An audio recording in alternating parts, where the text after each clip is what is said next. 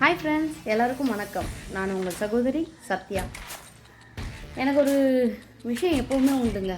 என்னென்னு பார்த்தீங்கன்னா, என்னை யாராவது ஒருத்தவங்க மதிக்கிறாங்க அப்படின்னாக்கா அவங்களுக்காக எவ்வளோ வேணாலும் இறங்கி நான் பண்ணுவேன். எந்த ஹெல்ப் வேணாலும் பண்ணுவேன். அவ்வளோ ஏன்னா எனக்கு கொடுக்குற மரியாதை, ஓகேங்களா.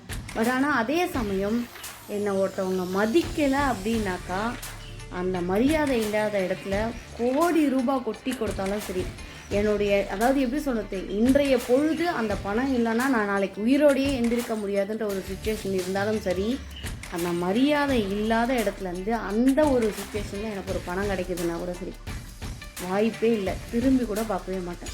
என்னை மதிக்கிறவங்கள எப்போவுமே மதிப்பேன். என்னை மதிக்காத பர்சன்ஸை எக்காரணம் கொண்டும் அந்த இடத்துல கால் எடுத்து வைக்கவே மாட்டேன். திரும்ப அதே சமயம் அவங்கள திரும்ப அக்செப்ட் பண்ணிக்கவே மாட்டேன்.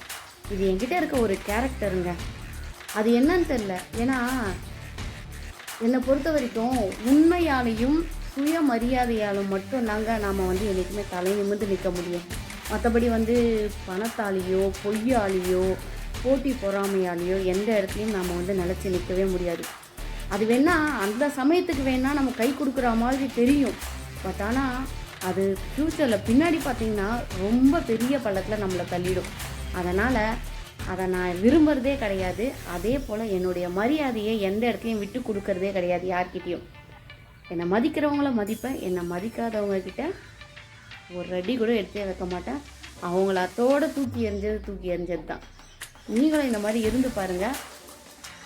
உங்களுக்கும் அந்த தன்னம்பிக்கை சுயமரியாதை எல்லாம் எப்படி இருக்குதுன்னு சொல்லிட்டு ஒரு அனுபவமாக தெரியும்.